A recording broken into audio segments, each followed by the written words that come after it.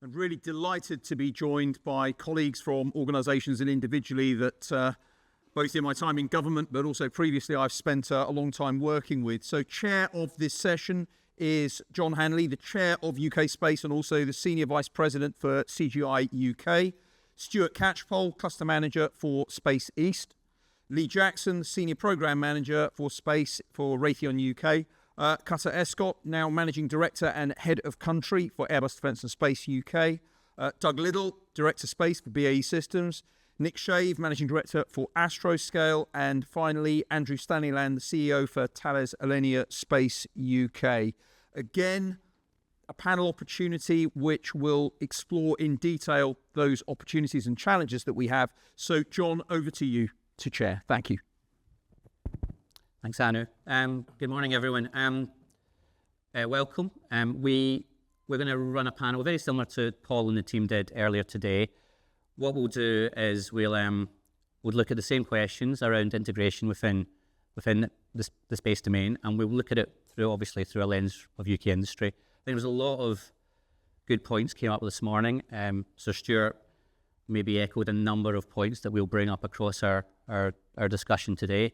But again, I think being able to respond to some of the stuff we heard this morning, we've got years of experience of delivering in the space sector on the team here today. So we'll go round one by one. And what I plan to do is, rather than just focus specifically on answering the question this morning, we'll try and be a little bit more ambitious and look at some of the reasons of maybe why we find it hard in some cases.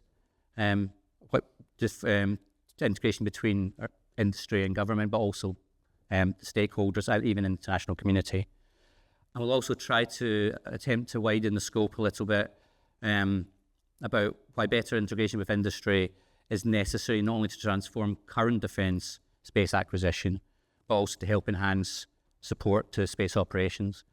So to set this session up, I'll ask each of the panellists to give a bit of their view on the theme, but also I'll try to add a secondary question to try to bring out some of the wider scope so that we can focus a little bit on integration as a capability, as a catalyst for innovation, and as an essential cog in improving operations. Hopefully, if we've got time, although it may be a bit tight, this will tee up and introduce some of the work that we've been doing across the space industry through UK Space in terms of our input to the ongoing SDR process. Josh mentioned it earlier. All our companies will be putting in our own specific propositions, but within UK Space, we're trying to bring together a single view of what a national space endeavour proposition would look like, and we'll try to maybe bring out some of our thoughts on that before we take some questions through Slido. So if I start, so I'll start with Nick. So if Nick, maybe you could elaborate a little on the importance of integration within our industrial sector, and maybe open up the discussion around how within the UK we could improve the commercial integration approach for space at the enterprise level across all of government, to maybe move away from that siloed buying that reduces flexibility and agility, but at the same time as avoids sort of vendor lock-ins and high cost concerns. Thanks very much, John. Really pleased to be here today. I think I was really pleased to see the theme of this whole conference, actually, because you see the new government coming in, the whole missions-led approach, and that really chimes with the theme we have here, how we can integrate across multiple domains and make sure we deliver, make sure we gain efficiencies from things that are being built in the UK with the industrial partners across the ecosystem. So to try and answer the question a little bit more, John, we can see, and some of this was said this morning, at least 90% of space systems can be considered dual use, sometimes more. You know, the various subsystems in a spacecraft or in the ground segment, the software that controls the mission and the data exploitation, very, very common. So that is there. And so how can we capitalize on that? How can we do more to work together to capitalize on what we have already? In the UK, we have the Defence Space Portfolio in Space Command, UKSA national and international programs through ESA and bilaterally. And we have a large number of small and medium-sized and a few larger companies, maybe at the prime level, working within the nation, but also exporting into Europe and more globally.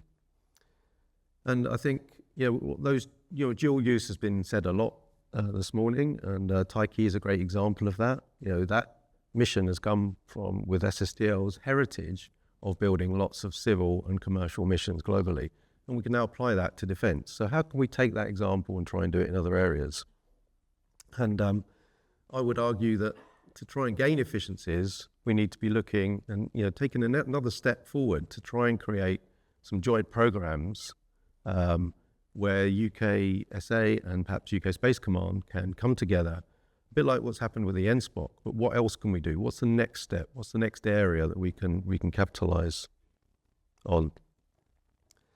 And one first step, and we could look at, is identifying capability, some sort of joint capability needs roadmap, so that we can see the different things. So taking the Space Industrial Plan that we've heard from the last panel, and then how do we then take that down to the next level, with still staying at a fairly high level, but identifying the key technologies, key capabilities that we need, and then work that through. Good example, coming into sort of my company, Astroscale, we operate in the in-orbit servicing industry, and that's a fast-growing industry. It's predicted to be 14 billion by 2033. And it's a new part of the space sector. So the UK has a chance here to really take a world lead. And I would argue that we are at the moment world leading, but the time will run out of that world leadership.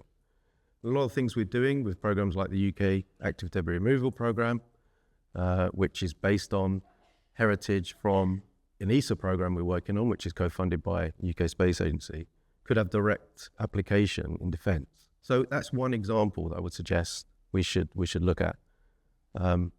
So to sort of summarise my first comment, I think we need to accelerate our efforts to capitalise on civil, commercial technology in the defence space sector. And we do need to come at the high level, as Sir Stuart said in the last speech, which is we need one voice at the top of government as well, which again aligns well with the missions of the new government. Thanks, Nick. Jump on to maybe ask Stuart to build on that a little bit. Stuart, maybe you can just give us a bit of a view and possibly answer the question around clusters from the previous session a little bit in more detail, but specifically around how the clusters are supporting integration of commercial technologies through the wider innovation system into government. Thank you. Yeah. Good morning, everyone. My name's Stuart Catchpole. I'm the cluster manager for Space East, which is the space cluster for the 6 counties of the east of England. So I want to do a couple of things, and the first one is I think dispel some misperceptions from some of the first panel. So we are one of the 15 out of 16 clusters that operate around the UK. We're all working collaboratively and collectively to deliver to the National Space Strategy of 2021.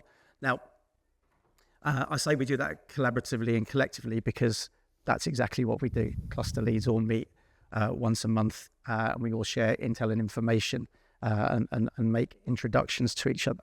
So our primary role, I guess, and where the real value add for us is being the boots on the ground across the country in some respects.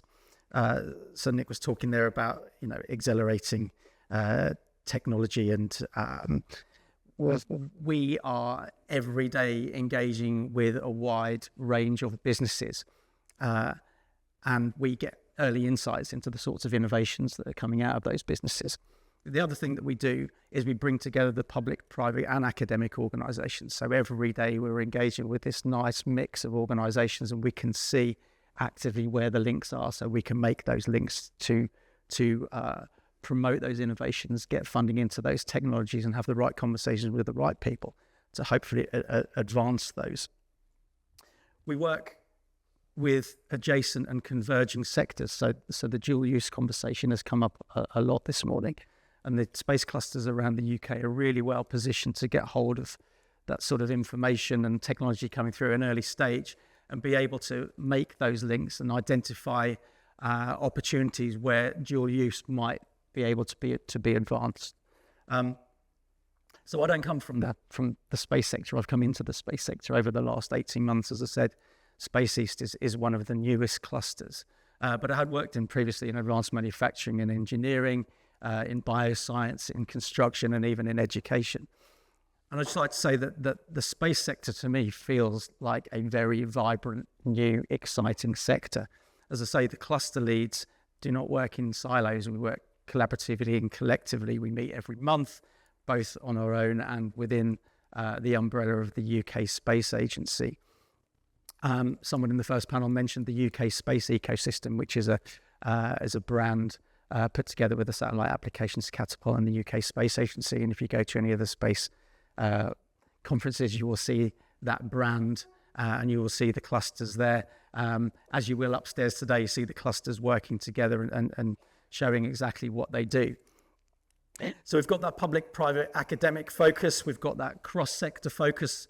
I work, again, in the east of England because we've got key sectors in terms of agriculture, in terms of offshore renewables, the energy industry, advanced manufacturing, engineering. My day is very different, and I might be having a conversation with a guy who makes sails and anti-static covers for the defence industry in one call, and the next call will be working with a big prime.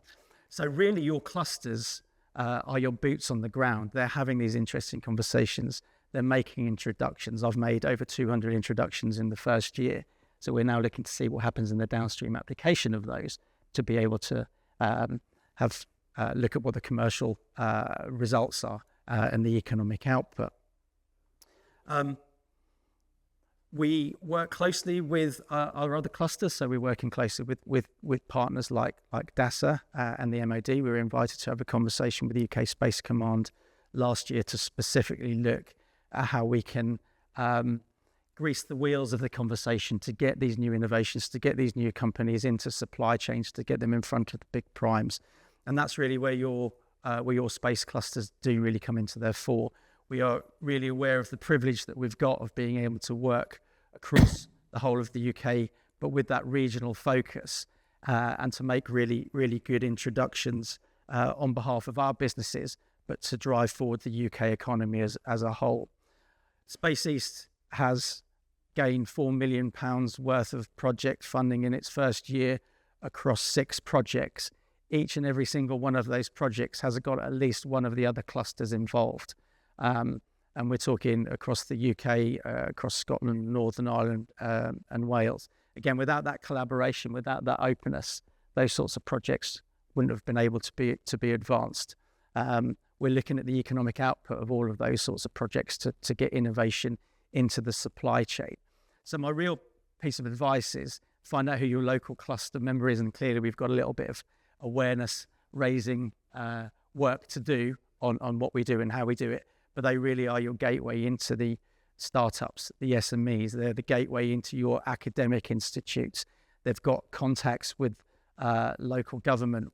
We do the whole nationwide approach, working with the UK Space Agency and the Catapult. We're currently putting together a whole inward investment brochure on behalf of the UK space clusters.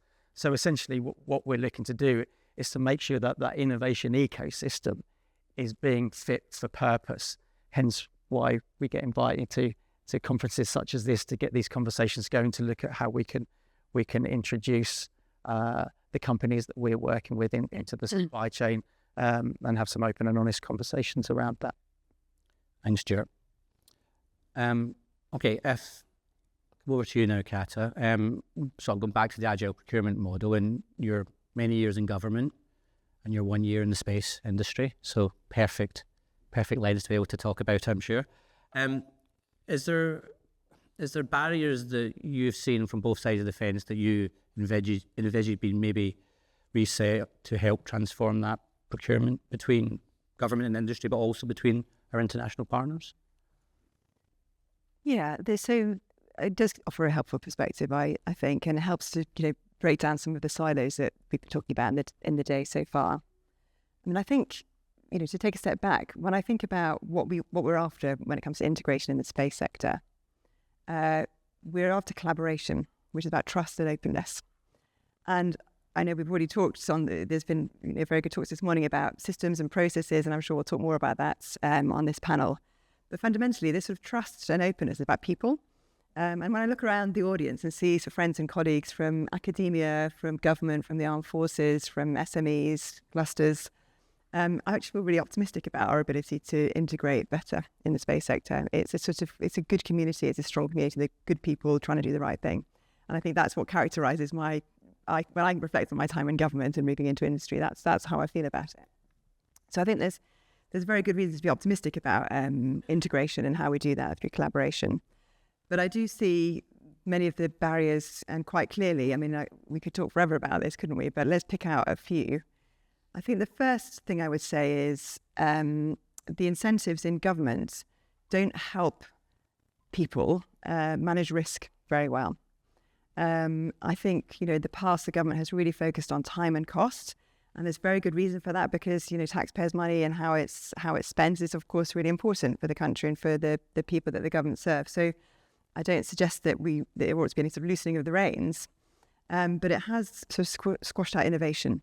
I know people have talked about that already, but I think collaborating for innovation is something that the system is not very well set up to do, even if the system wants to do it.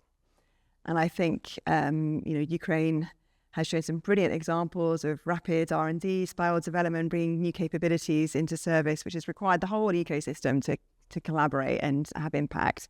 And that's been absolutely brilliant.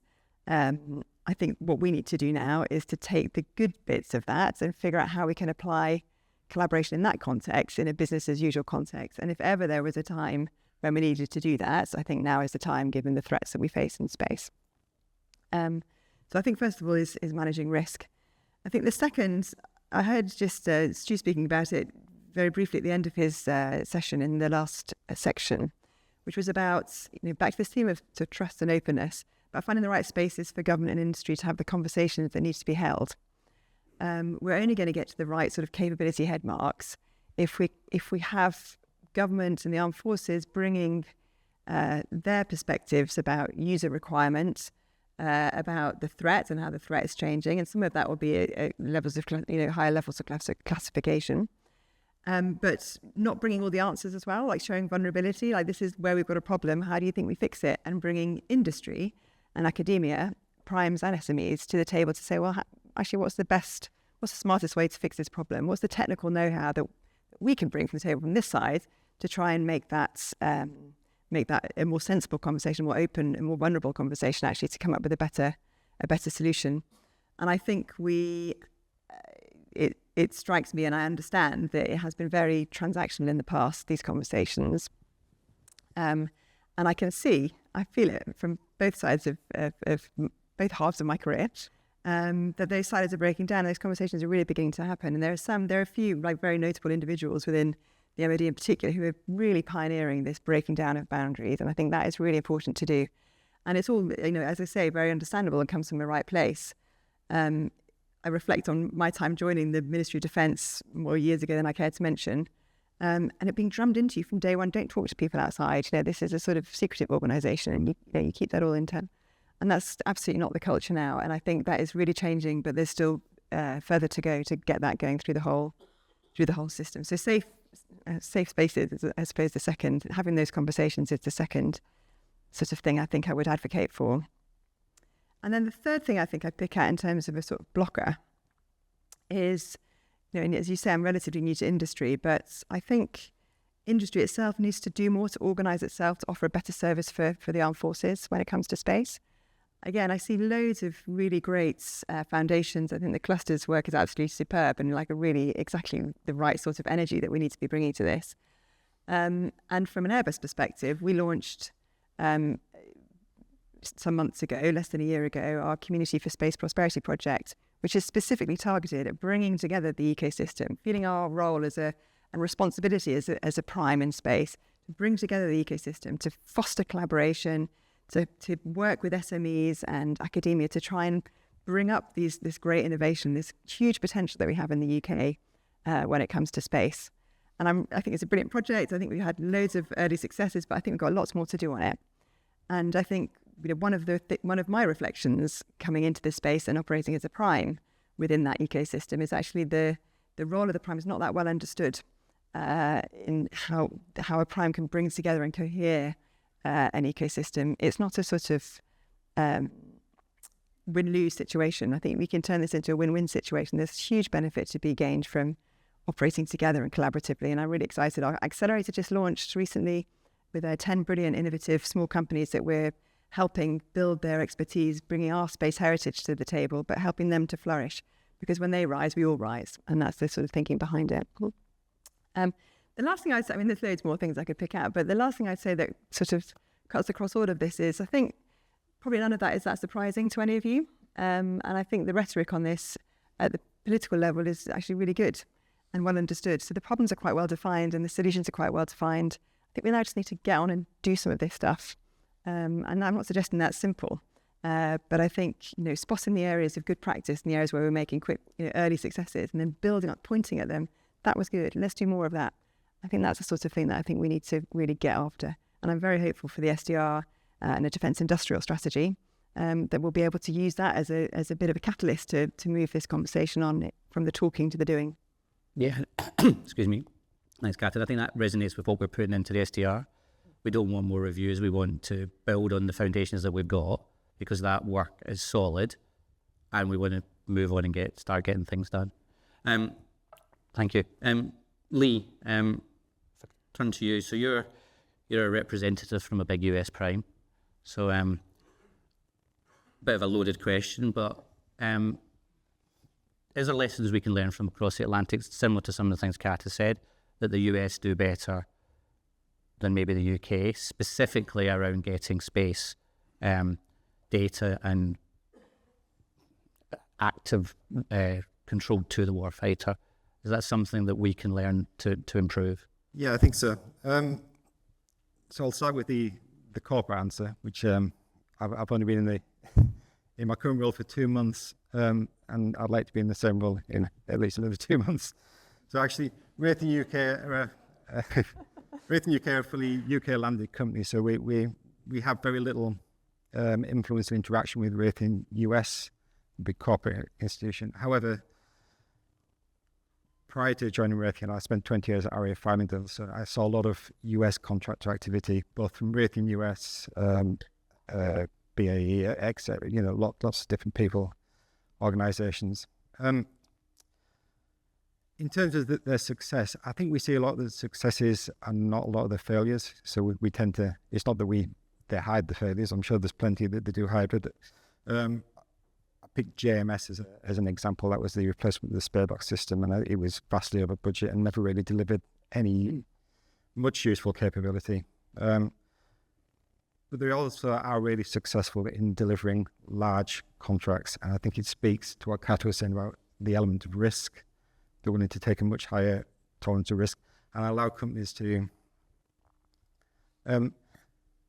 not be afraid to make money. There's a drive to the lowest sort of value in the UK, and actually you need to make money to be innovate and build technology and build capability.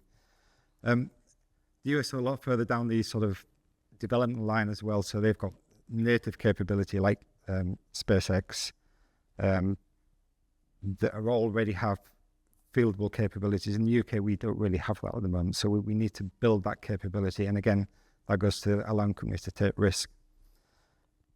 And I think that the third thing that the US do really well is they dictate that a lot bigger percentage of the contracts are flowed down to SMEs. So it can be 25, 30, 40% of their contracts have to be flowed down.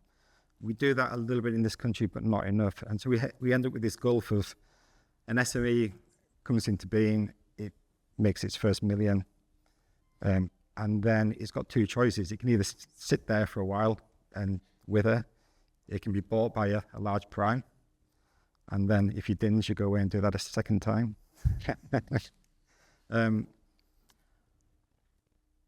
But if there's no flow of money coming down from the primes to the smaller SMEs, then they can build that vibrant capability and community and have valid competition for those big primes. So, people sniffing at the heels of Airbus and BAE systems, we need to build those companies up so there's a better community. Thanks, Lee. So I'll leave on to Doug, who's probably got quite a good perspective on that. But I'll ask him a different question. You can answer that one as well. I wanted to come back to something that was mentioned this morning as well about the whole data-driven enterprise, that space is a data-driven enterprise, specifically when you're trying to get stuff into the hands of the warfighter. Can industry take a lead or lead the way in adopting an integrated by design architectural approach to future platforms and systems that maximise UK's advantage from a data perspective? Yeah, absolutely. I'm just going to touch on a couple of other points first, if that's all right. So, I mean, I think Kata made a couple of really great points. I think one of them that really resonated with me was this idea that they weren't the safe places for the conversations. I think the dialogue that we've had between industry and MOD hasn't been great. It has been very transactional. You know, things tend to go into black holes probably on both sides. And, you know, just for me, this shining example, and I think this isn't just actually MOD, this is also with government, shining example for us has been, you know, about three or so years ago, we had a national space strategy and a defence space strategy. And, you know, a starting gun was fired. The hairs went, you know, running across industry. We invested, so from the BAE side, invested a lot of money. As part of it, they bought my previous company, so to touch on Lee's point, but also invested in other startups and exciting technologies.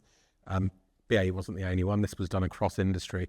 And I think we've got to a point 3 years later where, to sort of, you know, use a metaphor, we went in for the high five and found ourselves left hanging. And that's kind of, I think, how industry feels at the moment. We've done a lot of preparatory work. We've invested a lot of money. And I think because the dialogue wasn't live enough, we've run ahead of government. And we are in a position now where, you know, we're ready to answer a question that's not being asked. So I think that there's that, which I think leads back to not having that much better integrated dialogue that we need.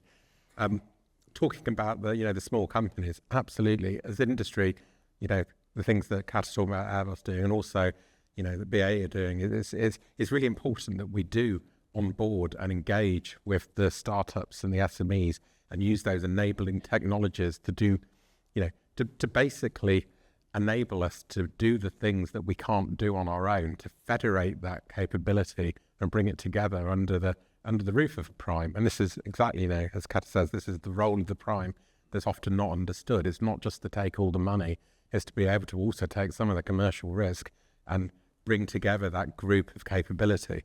So it's really important that we do that. I'll start wandering towards you, answering your question, if that's all right.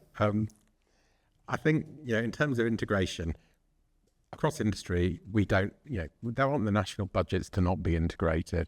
We can't afford to run VHS and Betamax at the same time. You know, we need to figure out the solution, and we need to get to it as a defence enterprise between government, industry, and academia, and to be doing the good work together and exploiting the fact that, you know, a lot of the SQEP is currently on the industry side.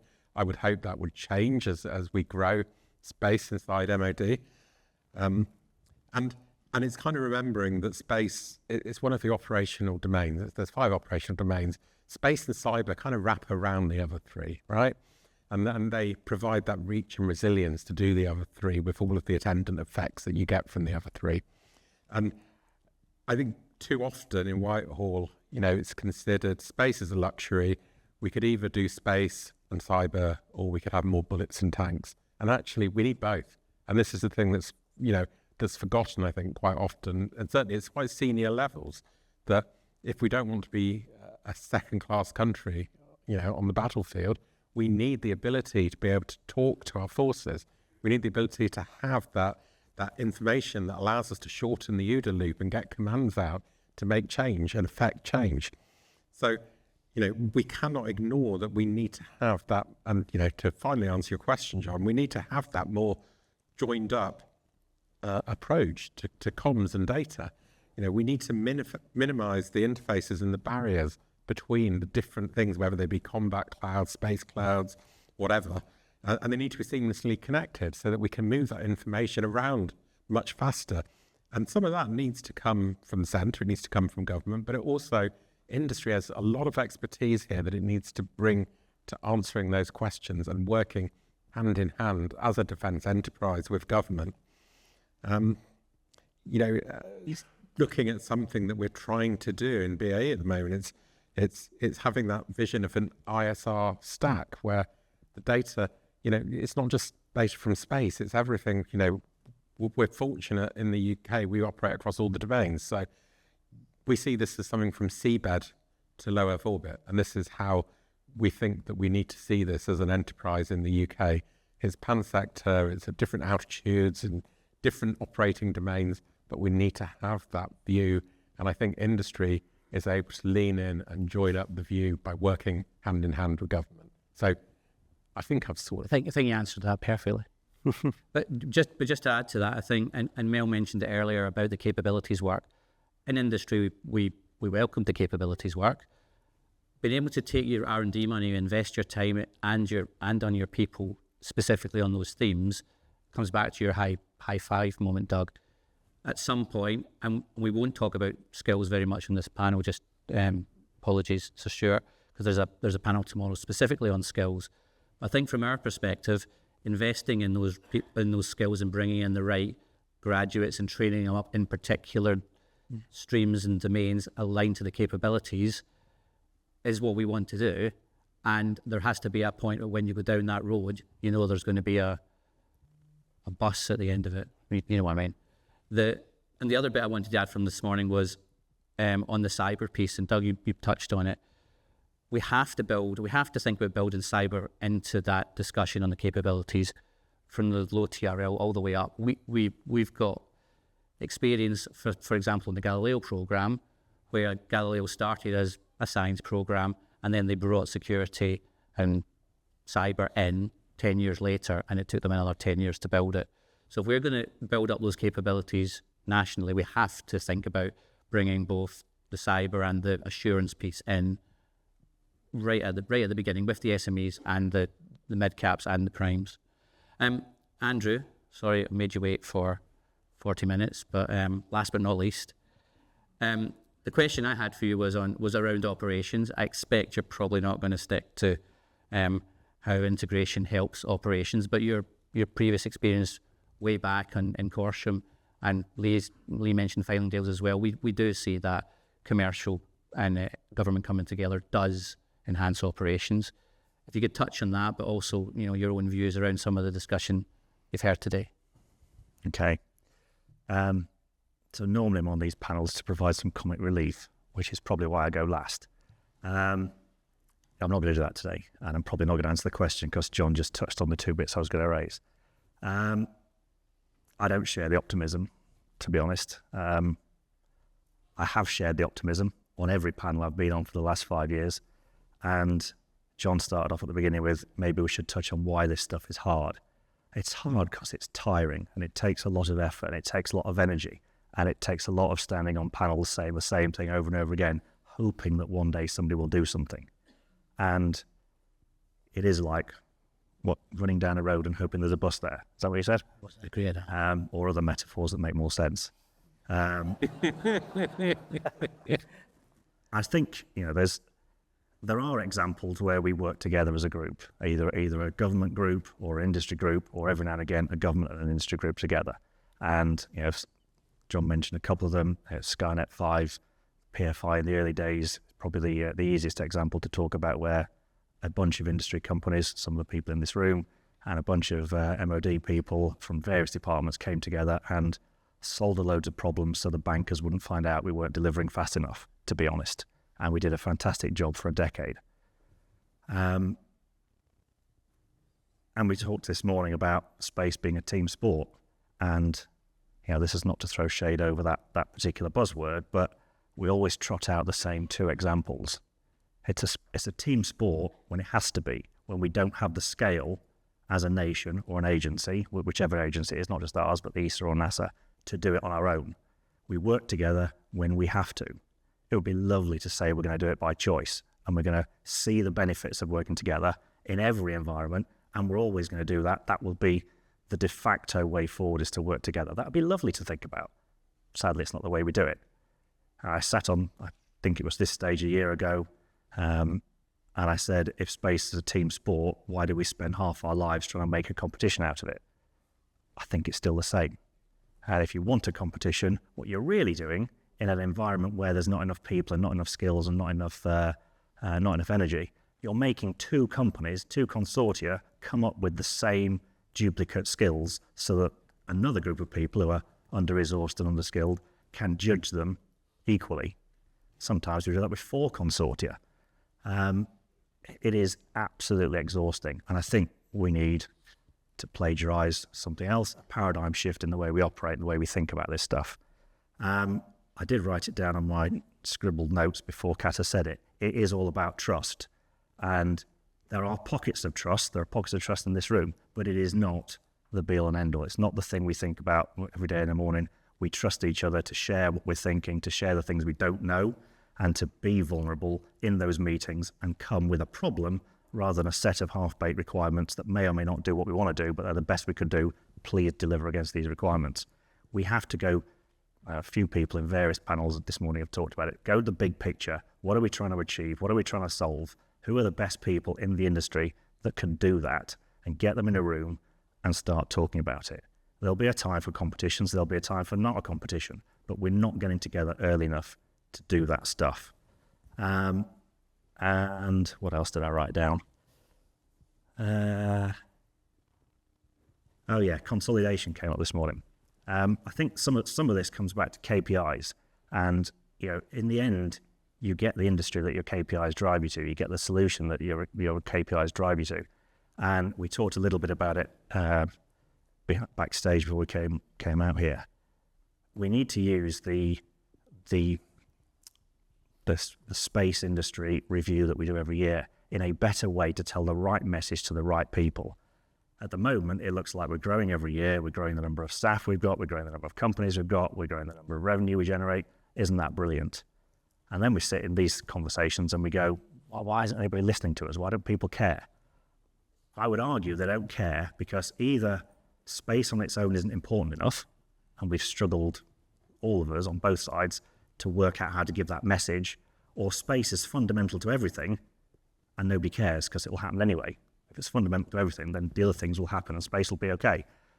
It's not working for us. It's not working to recruit people into the industry. It's not working to get the messages across to politicians. It's not working to get the missions that I think it was Matt said this morning. 10 years now we've sat on stage waiting for an Earth observation mission for the UK. And I know he said it as a joke, and I'm not throwing shade at Matt, but it's not funny anymore.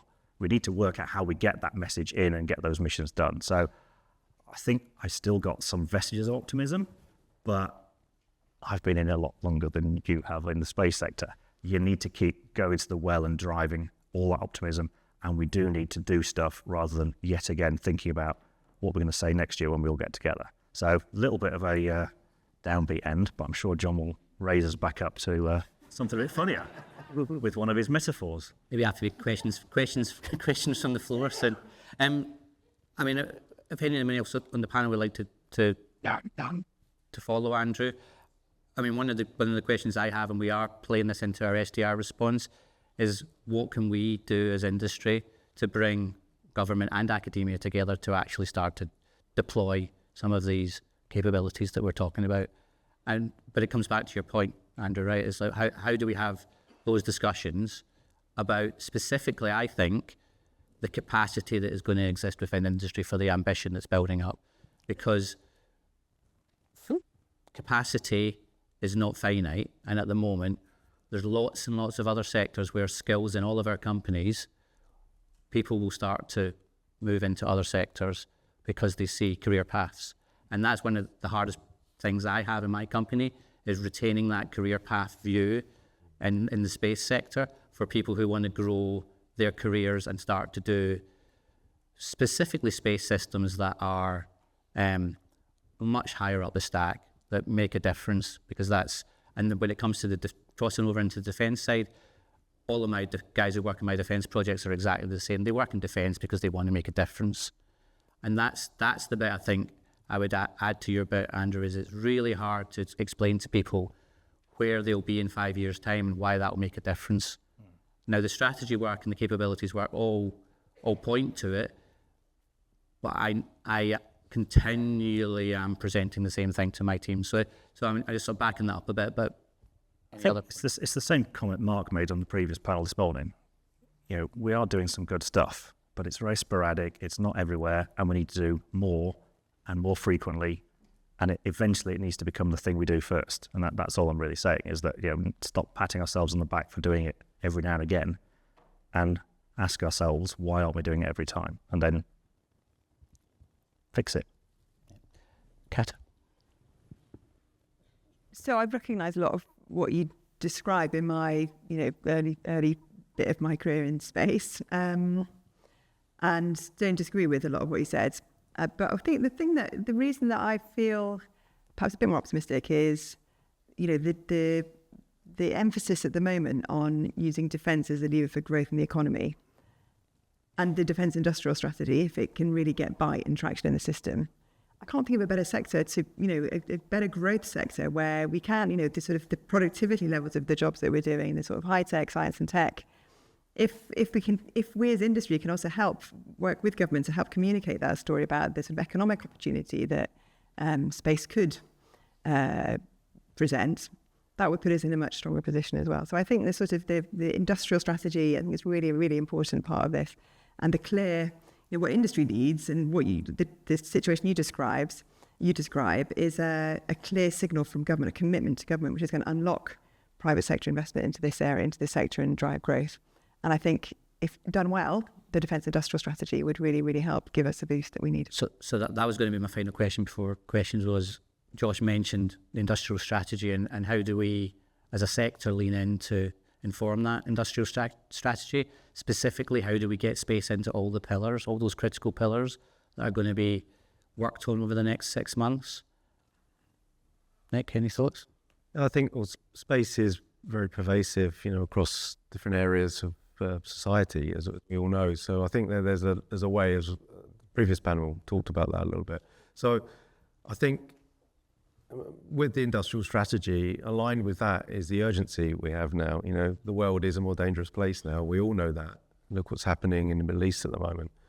The clock is ticking. We need to start moving. I lean on from what Andrew and Kata said, that if we can now come together and deliver some of these joint programs, then that's the opportunity we have, and we just need to move.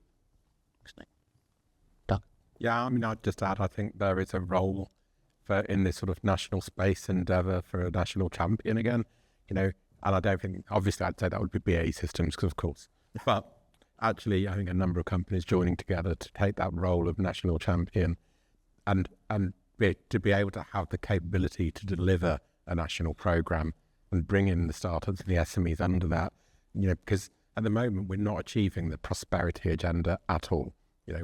We're doing bits and pieces of things. We're getting lots of small companies up to a certain TRL, and then they go, I'll go overseas then because there's no market for what I've just done in the UK. We're kind of leaving the primes hanging, as I said earlier, in a number of instances.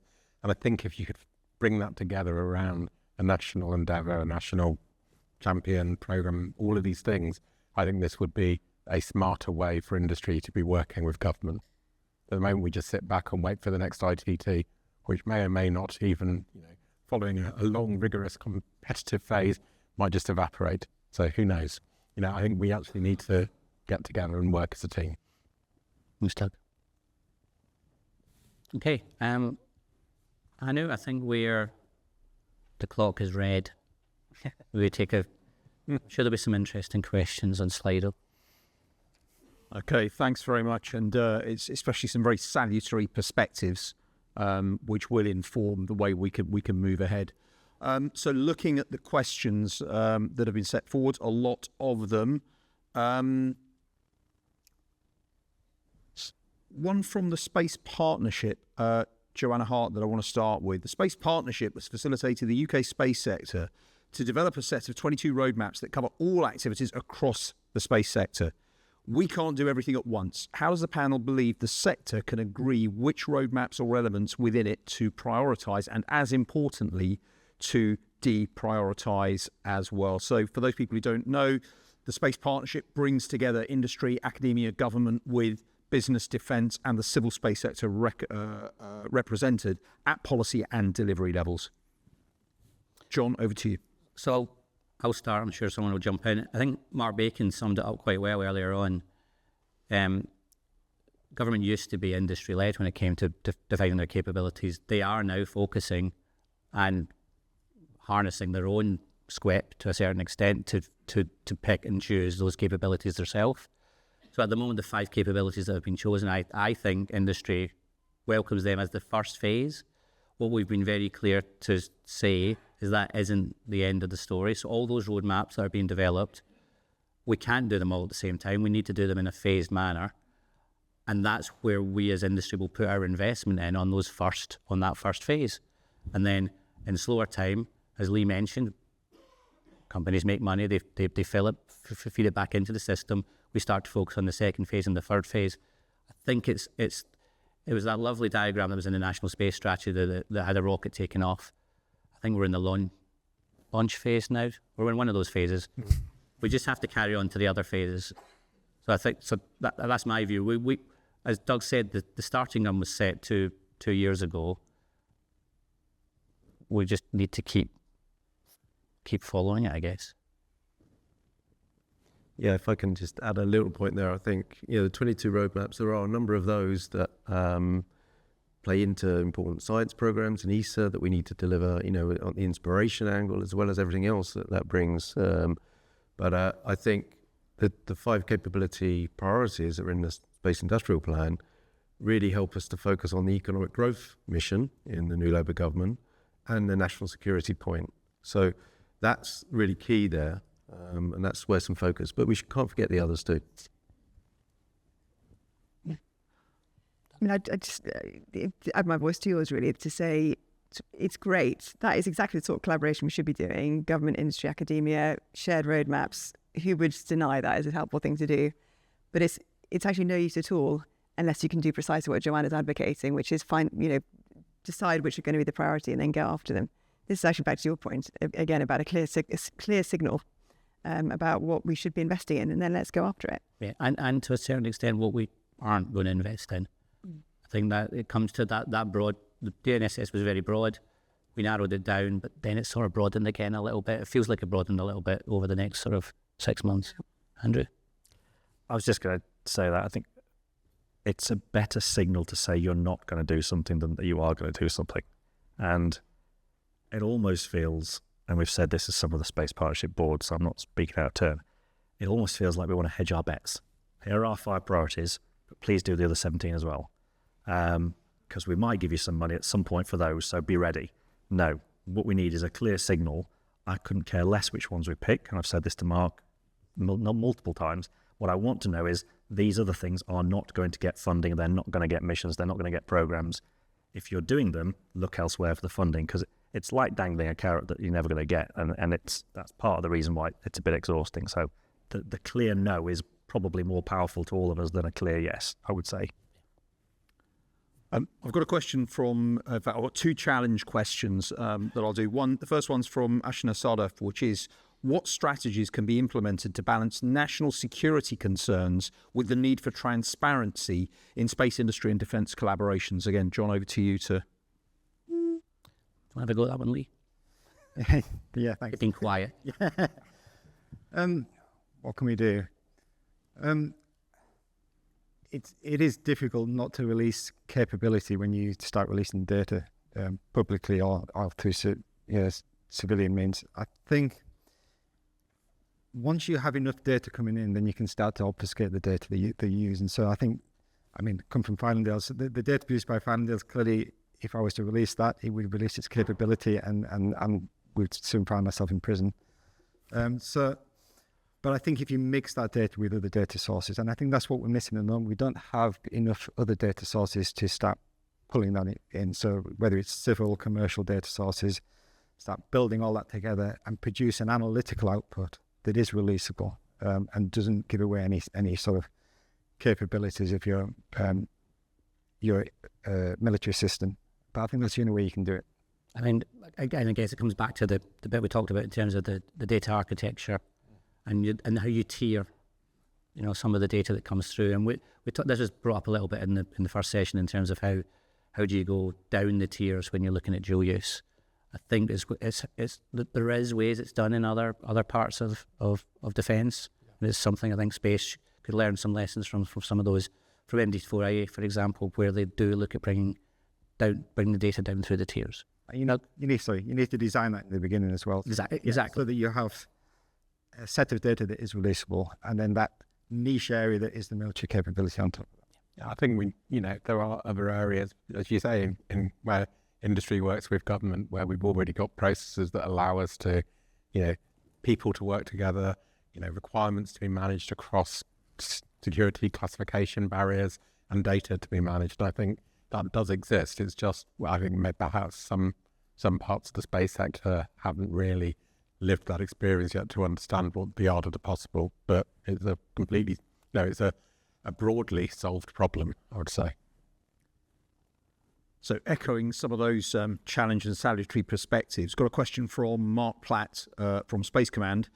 From my time in Space Command, I recognise some of the frustrations that Andrew raised from, quotation, half-baked requirements to the inflexibility of competing for solutions. So how can defence update its procurement processes to enable the innovation of industry? Now, I don't know if it's enable or better enable, but there's a clear challenge there. What can defence do to update that procurement process? We should get the guys back from the panel this morning to answer that one. Industry perspectives will be... Industry perspective. I think that comes back to 2 points, and the guys can jump in. That safe space for the discussion and trust, because, as Andrew says, we've been giving our views on lots of things for a number of years now, and we can help, and we are willing. We're ready to jump in and help with that. The category management work that's already going on at the moment within MOD, we're engaged with the Defence Digital team there. That includes Space Command, includes DSET, I think includes Space Agency as well, I know. And that has the potential to be a really good initiative in terms of, as long as industry can come along with the development of that category management for the space sector. Kata? Yeah, I mean, this is the point I made when I was offering my points on Barry. So I of course very much agree with that. I mean, I think I talked then about trust, and I think that people sort of agree with that as a concept. Who wouldn't? But I think it's also about time, and to this point on vulnerability, unstructured, putting unstructured time to deal with a problem, getting the right people in the room to sort of have that sort of very early conversation about, well, what are we actually trying to achieve here? And I don't really know, but what do you think? And get the right people around the table to start having that conversation. It's early days for me, as you said, but I don't see that happening a great deal. And it's very hard to carve out time to do that sort of thing, but it does need unstructured time with a diverse group around a table to bring their perspectives. Yeah. It shouldn't be that hard. Yep. Stuart. Oh, sorry. I was just say from a cluster perspective, we recognise the challenge, and I think we sometimes get in a bit of a chicken and egg situation where what capabilities are you looking for from the companies, and the response back is, well, what capabilities have you got? And you kind of get involved in this. Yeah, it goes round and round. So to get clear insight into where the opportunities are would really help us to be able to put the right businesses in front of the right people. I think we've started to see some good traction there with some of the Space Command team. We've actually, parts of industry have been engaging, have been sort of looking at the overall roadmap architecture of what's trying to be achieved. I think we just need to continue and grow on the back of that activity and do more, because otherwise we're just going to, if we just put it all in a filing cabinet and walk away and then take it out again in 3 years' time, we'll be back where we started. So we kind of need to build, and it's back to defence enterprise, whatever, national enterprise, endeavour, blah blah blah. But it is back to us doing something sensible together, where we're leveraging industry and the SQEP that's on the industrial side, because there is substantially more SQEP on the industry side at the moment. And so we need to make sure that we're using that to bring those lessons across, to support the design of the new systems, to tease out the requirements, to make sure they're not half-baked requirements and they're things that are deliverable and that actually deliver meaningful effect. All of that stuff we need to do together, I think, because none of us have all of the pieces of the jigsaw on our own. And that's the key thing. So- We can't do it, industry can't do it on its own, and a Space Command can't do it on their own. I agree, Doug. And I think, though, for the audience, I think it's on us as well in industry to not put our BD people into those meetings. We have to start putting our technical people into those meetings. And I know that's a frustration on the other side, that if you just see the same face from the same company because they're in the BD role and they don't see the engineers, we need to invest our time, and those guys will go and sit in those workshops and they will love it because they help to, because they're the ones that end up getting the requirements at the other end of the pipe and wondering where they came from. So then I think that joining that up right at the start would be, I think it's on us to be able to make those people available. So that's actually gone well on the way of answering another question that came in from Adam White from Raytheon UK about barriers and challenges that we face. Looking at the time, I've got one last question. It's a bit provocative. It's been put anonymously, and I think different members of the audience of the panel will buy into it to a different degree. So I'm going to ask it anyway, and I'd like your thoughts. I'm going to quote it as it was, though. For many years, we have focused on new kit stroke technology, but this currently leaves us in a position where we aren't ready to warfight. There is an exclamation mark there. How do we work together across academia, industry and UK PLC to enhance what we already have, build to adapt, or get more out of what we currently have in parallel with this push on new technologies? So I'll go to Doug in a minute.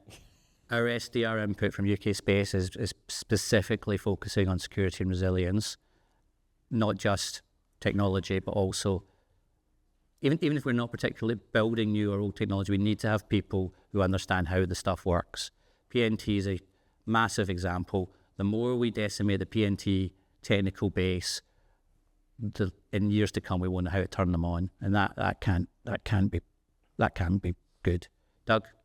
I'd say stop just funding R&D. Stop funding people up to TRL4 and then moving on to the next thing. Build systems, build missions, build capability, proper capability, launch it, build the ground systems and support it. Get data out to people, get people using the systems. That's what we're not doing at the moment. We all pat ourselves on the back because we gave out another pile of grants. It seems to be a crazy way to spend our national budget. Andrew? I said all that without moving my lips. Doug's obviously sat through too many of my panels. So I think for me there's two things. I think we're very good at UORs in this country, rightly so. When there's a need, we get things done pretty quick. That's always been the case. I remember when I was much younger, with a lot less grey hair on Skynet 5, asking what I thought was a sensible question. If we can do it fast when it's urgent, why can't we do it fast when it's not urgent? And everybody laughed at me. 20 years later, I still have the same question in mind. If we can do things faster when we need to, why can't we do them faster when it's not that urgent? We get things done faster, we can check that they work, we can test them, we can change them, and we can modify things when they're in operational use. And that, I think, should be a challenge for everybody. And I think the other thing is, and this has come up in some of the conversations that Doug was referring to earlier, you need to know what the ConOps is. If you don't know what your ConOps is, how are you buying anything? We tend to buy stuff and then we work out how we're going to use it. And that doesn't, even when we get round a table, that doesn't help the conversation. So I think spending a bit of extra time, to Kata's point, some of that quality time, just thinking about what are we trying to do, what do we want to do, how are we going to do it, and then put out the requirement, half-baked or not, you'll get a better outcome if you know what the outcome is you're looking for. I think those two things, coupled with Doug's channeling my inner voice, is exactly what we need to do to answer that question. Andrew? Anyone else? One final point, if I may, which, coming back to that question, which is, the National Space Enterprise idea is excellent, I think. And we as industry need to take this on board as well, that, we need to come to that some sort of agreement there. We're gonna sort of share information together. That's hard sometimes. People are worried about IP and other competitive sort of issues. So it is a big opportunity. But I think in government, it's also important that there is more of a picking winners perspective as well at the right time in a procurement process, and not that spreading of as Doug was saying, of R&D funding. We need to start picking winners. Nick? I think that takes it pretty much to the clock. We have about 20 seconds left. So first of all, thank you very much for perspectives that we need to hear, I think, collectively, if we're to look at pathways forward. One thing, just to sort of wrap things up as an observation, it's a point that I raised, I think, last year here, but it reminds me when we look at the opportunity space, but the challenge space, and the need to think differently, perhaps from a point of view of government or in procurement or in strategic approach. And it was a statement that Dr. Stacey Dixon had made 3 years ago. So she's now Principal Deputy Director of National Intelligence in the Biden administration, and I believe she was Deputy Director for the National Geospatial Intelligence Agency 3 years ago.